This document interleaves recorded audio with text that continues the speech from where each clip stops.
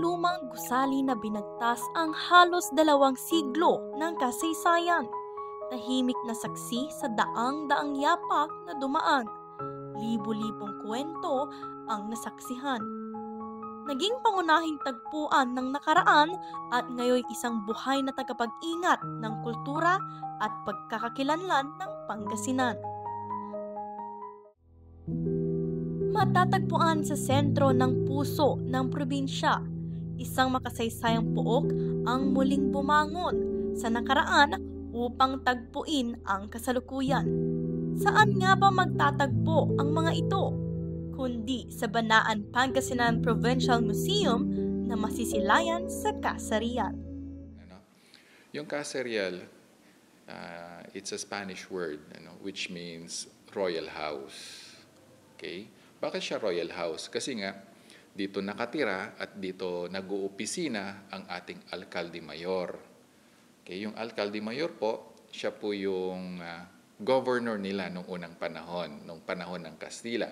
Kasi ang Casa Real po natin ay naipatayo during the Spanish colonial period in the mid-19th century. Mga around 1840s po yan.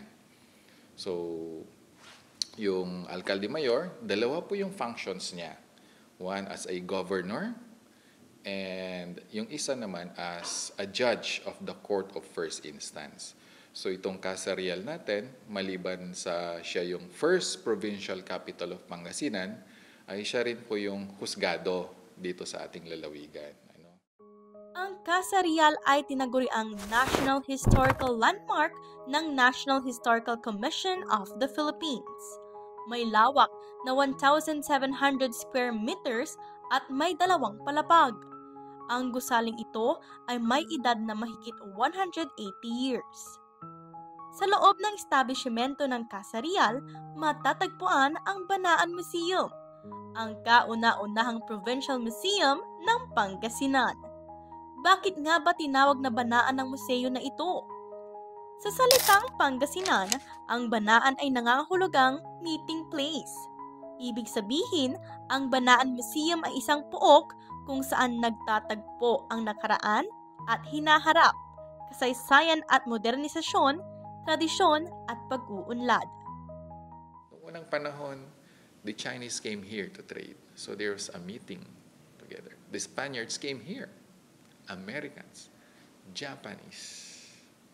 Okay? So, ang kwento ng Pangasinan, dito nagmi-meet ang iba't ibang impluensya at kultura.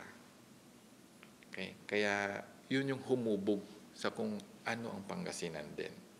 Okay? Through time. Kaya tinawag natin tong Banaan. Meron pa ring Banaan. Okay? Kasi nga, dito nagtatagpo-tagpo yung mga bisita, mga tao, okay, mga artists, and they share stories. Sa pagbukas ng pinto ng museo na ito, tiyak na mararamdaman mo ang pagiging manlalakbay sa iba't ibang panahon, taon, at importanteng pangyayari sa lalawigan. Sa halagang 200 pesos, inyong matutunghayan ang 11 galeriya kung saan ang bawat isa ay may kwentong naghihintay na inyong matuklas at matunghayan.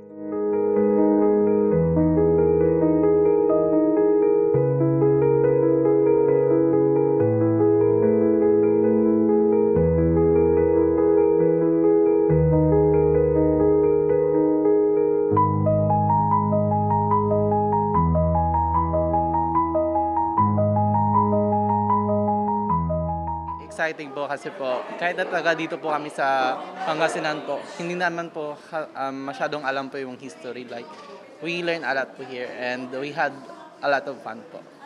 Experience from a person who didn't actually live or hindi pinanganak sa Pangasinan.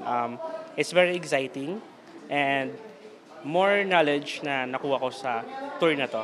Favorite part of this tour is actually the same with yung mga skulls, as well as yung World War II na mga exhibit. Mayroon ding museum shop kung saan mabibili ang mga natatanging produkto at likha ng Pangasinense. Sa muling pagbubukas ng Casa Real bilang Banaan Museum, ito'y hindi na lamang isang lumang gusali.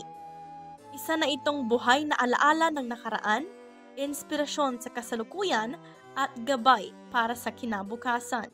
The Banan Museum, okay, has a role, okay, to play in bringing out in us who we are, okay, cultural identity.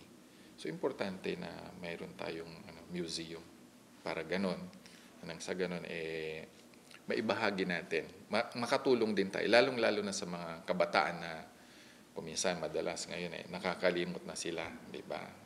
Yun. So they come here, they learn about Pangasinan, they learn about their place.